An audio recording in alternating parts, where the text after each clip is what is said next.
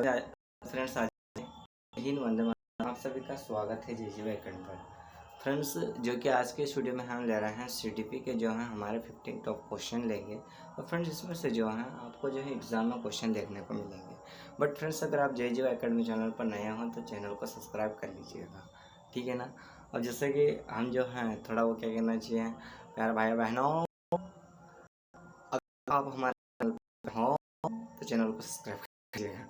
चलो, अब सब्सक्राइब कर लीजिएगा और अपने फ्रेंड्स में जो है शेयर कर दीजिएगा। फ्रेंड्स, देखिए ज़्यादा बातें नहीं करेंगे हम, जो है हमको सीटेट तक की जो है हमको क्या करना है, हमारा सिलेबस कवर करना है, ठीक है ना। फ्रेंड्स, अगर आप ऑल वीडियोस देखना चाहते हो, थ्योरी भी देखना चाहते हो तो हमारे चैनल पे जो है प्लेलिस्ट में जाके आप देख सकते हो। बट फ्रेंड्स, अभी जो है हम क्लास स्टार्ट करते हैं, थोड़ा ध्यान से सुनिएगा, ध्यान से समझिएगा और अपने जो है मतलब माइंड को जो है ओपन करके बैठिएगा, ठीक है ना। 3 चीज़ें ओपन करके रखिएगा, कहते हैं ना प्यारे भाइयों बहनों, आँखें काने दिमाग खोल के बैठिए।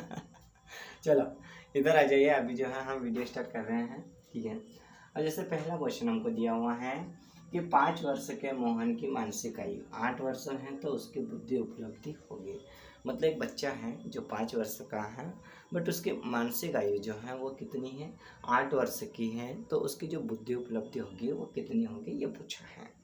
तो जैसे हमारे पास जो है ऑप्शन दिया हुआ है, 115 दिया हुआ है, 116 दिया हुआ है, 115, 116 दिया हुआ है, 117, 118।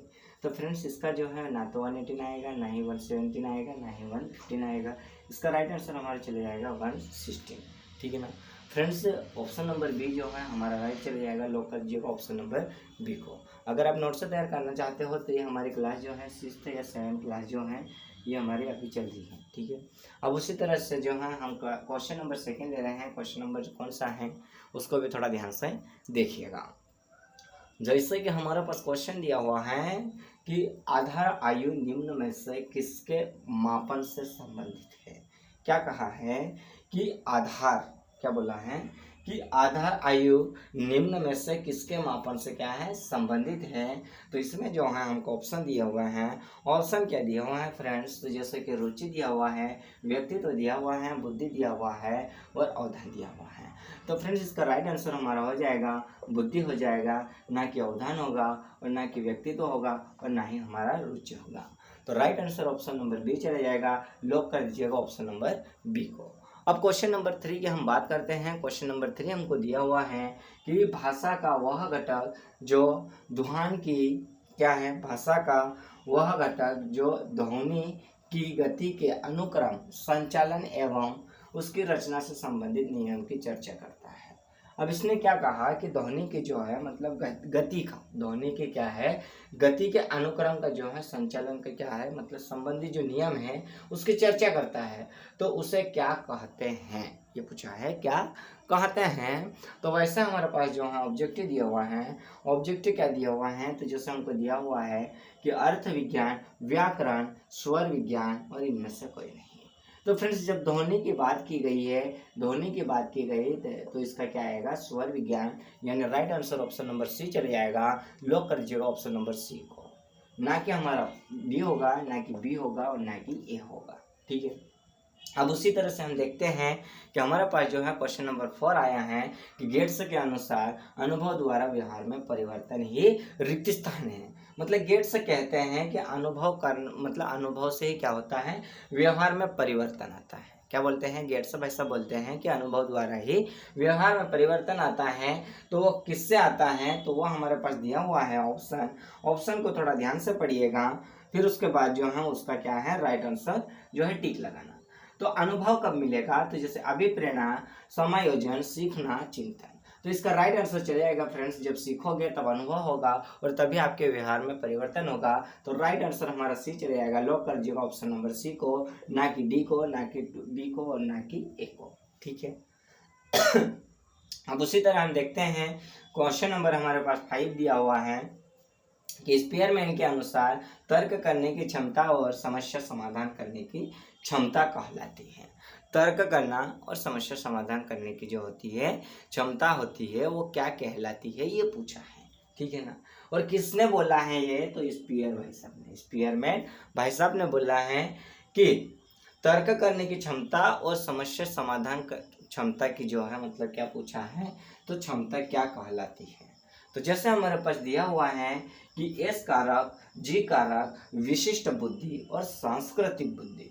तो फ्रेंड्स इसका राइट आंसर कौन सा चले जाएगा, तो इसका राइट आंसर हमारा चले जाएगा जी कारक, जो कि ऑप्शन नंबर बी में आपको देखने को मिलता है। लॉक कर दीजिएगा ऑप्शन नंबर बी को, और ना कि इसका ए होगा और ना इसका सी होगा ना इसका डी होगा।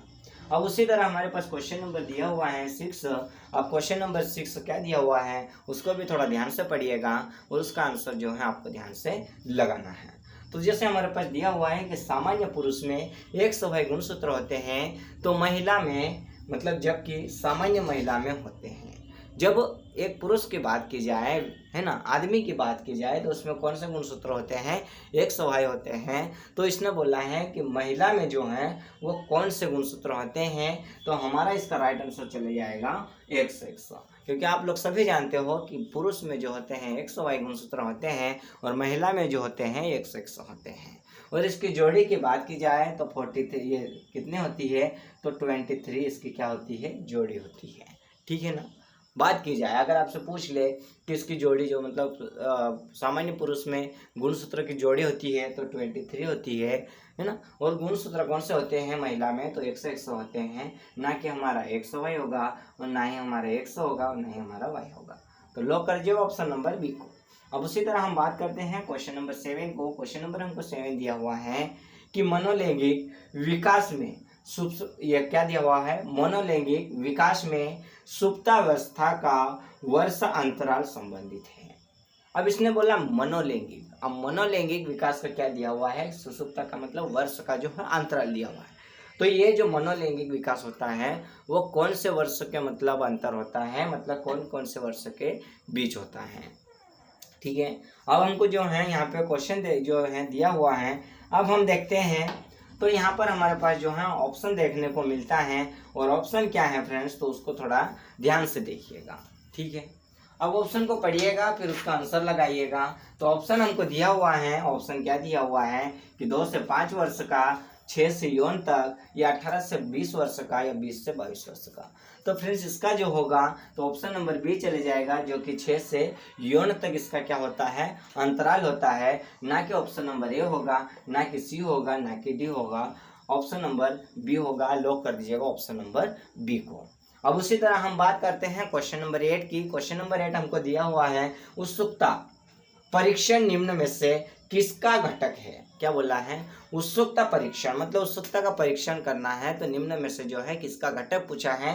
तो इसमें जो है हमको दिया हुआ है ऑप्शन, और ऑप्शन थोड़ा ध्यान से पढ़िएगा। जैसे हमको दिया हुआ है सृजनात्मक, अभिप्रेरणा, रुचि या बुद्धि। तो इसका राइट आंसर हमारा चले जाएगा सृजनात्मक चले जाएगा, ना कि इसका अभिप्रेरणा होगा, ना रुचि होगा और ना ही बुद्धि होगा। ऑप्शन नंबर ए इसका क्या हो जाएगा, राइट आंसर हो जाएगा। लॉक कर दीजिएगा ऑप्शन नंबर ए को। फ्रेंड्स थोड़ा नजर मारिएगा और हम जो है आगे को क्वेश्चन लेते हैं।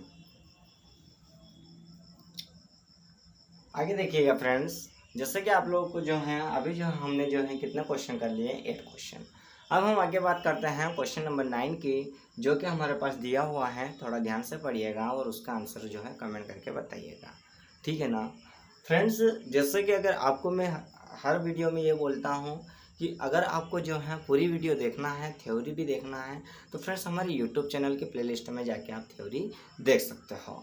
और फ्रेंड्स अगर आप नोट्स तैयार करना चाहते हो तो यह हमारी 6ठी या 7वीं क्लास है, जो आप मतलब नोट्स तैयार कर सकते हो।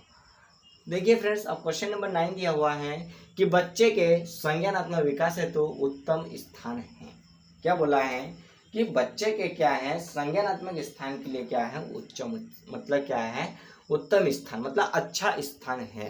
बच्चों के क्या है, संज्ञानात्मक विकास के लिए मतलब जो है अच्छा स्थान होता है, तो वो कौन सा है। तो जैसे हमारे पास दिया हुआ है ऑप्शन नंबर ये दिया हुआ है खेल का मैदान, सभागार, या घर, या विद्यालय एवं कक्षा का वातावरण। तो फ्रेंड्स जब बच्चों का जो है संज्ञानात्मक विकास होता है तो वो फ्रेंड्स कब होता है, विद्यालय में होता है। तो इसका राइट आंसर हमारा कौन सा चलेगा, ऑप्शन नंबर डी, विद्यालय एवं कक्षा का वातावरण, मतलब विद्यालय और कक्षा मतलब जिस कक्षा में बच्चा पढ़ रहा हो, जिस स्कूल में जा रहा हो, उसका वातावरण के ऊपर क्या करता है, डिफेंड करता है। ना कि इसका सी होगा और ना कि इसका बी होगा और ना कि इसका ए होगा। अब उसी तरह हम क्वेश्चन नंबर 10 लेते हैं। प्रधान अध्यापक के लिए विद्यालय में कौन सी नेतृत्व शैली बेहतर है। मतलब एक विद्यालय, एक स्कूल में कौन है, प्राचार्य है, प्रधानाध्यापक है, तो उनके लिए जो है मतलब नेतृत्व शैली कौन सी मतलब क्या है, बेहतर है। क्या बोला है, नेतृत्व जो शैली है वो बेहतर है। तो कौन सी बेहतर है, हमारे पास जो है यहाँ पर दिया हुआ है ऑप्शन में, थोड़ा ध्यान से पढ़िएगा। तो जैसे हमारे पास ऑप्शन दिया हुआ है, ऑप्शन नंबर हमको दिया हुआ है सत्ताधारी नेतृत्व, प्रजातांत्रिक नेतृत्व या हस्तक्षेपी नेतृत्व, या इनमें से कोई नहीं है। तो फ्रेंड्स इसका राइट आंसर हमारा चले जाएगा प्रजातांत्रिक नेतृत्व, ना कि हमारा जो है ऑप्शन नंबर जो कि दिया हुआ है ऑप्शन नंबर बी पर, जो कि आपको लॉक करना है ऑप्शन नंबर बी। ना कि डी होगा, ना सी होगा और ना ही हमारा ए होगा। ठीक है, अब बात करते हैं क्वेश्चन नंबर 11। अधिगम का पठार है, अधिगम मतलब सीखना, क्या है, सीखना।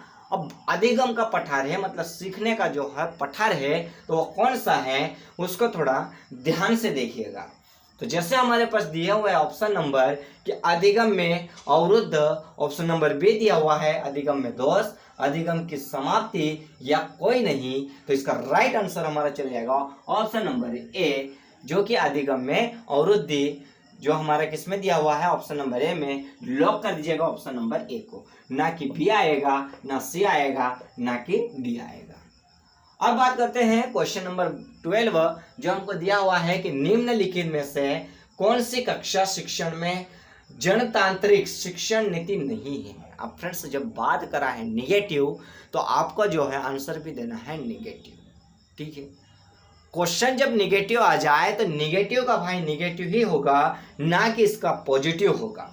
तो जब हम बात करते हैं तो व्याख्यान, योजना, अन्वेषण या मस्तिष्क का उद्वेलन, तो फ्रेंड्स इसमें जो है इसने बात करा है कक्षा शिक्षण की बात करा है, तो इसका फ्रेंड्स जो होगा हमारा कौन सा, व्याख्यान मतलब निगेटिव है। ये व्याख्यान क्या है, निगेटिव है। योजना बनाना ये क्या, पॉजिटिव है। अन्वेषण करना पॉजिटिव है। मस्तिष्क का उद्वेलन करना ये भी क्या है, पॉजिटिव। तो फ्रेंड्स निगेटिव का भाई कौन सा चले जाएगा, निगेटिव चले जाएगा, जो कि ऑप्शन नंबर ए में दिया हुआ है, लॉक कर दीजिएगा ऑप्शन नंबर ए को। अब उसी तरह हम बात करते हैं क्वेश्चन नंबर 13, जो कि हमको दिया हुआ है कि निम्न में से कौन सा शिक्षण स्तर नहीं है, मतलब शिक्षण का स्तर नहीं है पूछा है। तो हमारे पास जो है ऑप्शन दिया हुआ है उसको थोड़ा ध्यान से पढ़िएगा। अब निगेटिव पूछा है, जैसे फर्स्ट क्वेश्चन मैंने आपको कहा है कि निगेटिव का भाई निगेटिव होगा, तो वैसे ही इसमें भी क्या होगा, निगेटिव का भाई निगेटिव। तो जैसे हमारे पास दिया हुआ है, तो यहाँ पर क्या दिया हुआ है कि इसका मतलब नहीं होगा। तो जैसे हमारे पास ऑप्शन दिया हुआ है, बोध करना, हाँ ये पॉजिटिव है। चिंतन मतलब चिंता करना, ये भी पॉजिटिव है। स्मृति मतलब अपने आप में उत्साह रखना, ये भी एक पॉजिटिव है। लेकिन वर्णन करना ये पॉजिटिव नहीं है। तो इसका निगेटिव का भाई निगेटिव, जो कि हमारे पास किसमें दिया हुआ है, ऑप्शन नंबर डी में। तो राइट आंसर हमारा हो जाएगा ऑप्शन नंबर डी। लॉक कर दीजिएगा ऑप्शन नंबर डी को। ना कि हमारा स्मृति होगा, ना चिंतन होगा, ना बोध होगा। ये तीनों कैसे हैं, पॉजिटिव है। केवल ये कैसा है, ये नकारात्मक है। बाकी ये तीनों कैसे हैं, पॉजिटिव है। ठीक है ना। अब उसी तरह क्वेश्चन नंबर हमको दिया हुआ 14, जो कि हमको दिया हुआ है कि TAT रिक्त स्थान द्वारा बनाया गया है। मतलब TAT कौन से वैज्ञानिक द्वारा बनाया गया है, ये क्वेश्चन पूछा है। तो हमको जो है इसमें वैज्ञानिक ढूंढना है, और वैज्ञानिक इसमें आप अपन कैसे ढूंढेंगे, तो देखिए थोड़ा यहाँ पे दिया हुआ है। तो पहला जो हमको दिया हुआ है, रोसार्क दिया हुआ है, अल्पोर्ट दिया हुआ है, मेस्लो दिया हुआ है, मरे दिया हुआ है। तो इसका राइट आंसर फ्रेंड्स क्या चले जाएगा, मरे भाई साहब चले जाएगा। तो यहाँ पे क्या हो जाएगा, मरे। ना कि मेस्लो होगा, ना अल्पोर्ट होगा, ना रोसार्क होगा। ठीक है। अब उसी तरह हम बात करते हैं क्वेश्चन नंबर 15, जो कि लास्ट है आज के इस क्लास के लिए। तो हमारे पास जो है 15 दिया हुआ है, तो क्या दिया हुआ है उसको थोड़ा ध्यान से देखिएगा। पूरे आवृत्ति क्या दिया हुआ है, पूरे आवृत्ति वितरण के प्रतिनिधित्व करने वाले माप को रिक्त स्थान कहा जाता है। क्या कहा जाता है? पूरे आवृत्ति को क्या कहा जाता है? पूरे आवृत्ति को क्या कहा जाता है? तो जैसे हमारे पास दिया हुआ है ऑप्शन नंबर ए, क्या दिया हुआ है? प्रामाणिक विचलन का मापन या केंद्रवर्ती प्रमाण का मापन, यह हमको दिया हुआ है सहसंबंधित प्रतिनिधि का मापन या समूह प्रतिशत प्रतिनिधि का मापन।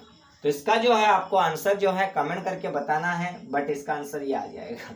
ठीक है, हम आपको बता ही देते हैं ना, क्यों परेशान करें आपको। फ्रेंड्स, आज की ये क्लास जो है आई होप आपको समझ में आई होगी। और फ्रेंड्स, हम उम्मीद करते हैं कि आप और आपका परिवार जो है बहुत ही अच्छे होंगे, कुशल मंगल होंगे। और फ्रेंड्स, आज की इस वीडियो को में जो है आपको पढ़ने में कैसा लगा आप कमेंट करके बताइएगा। और एक बात और फ्रेंड्स, कि अगर आप JGY एकेडमी चैनल पर नए हों तो चैनल को सब्सक्राइब कर लीजिएगा और अपने फ्रेंड्स में शेयर कर दीजिएगा। और इसी के साथ आप हम मिलते हैं नेक्स्ट वीडियो में, जो कि आज के इस वीडियो को हम यहीं समाप्त करते हैं। जय हिंद फ्रेंड्स।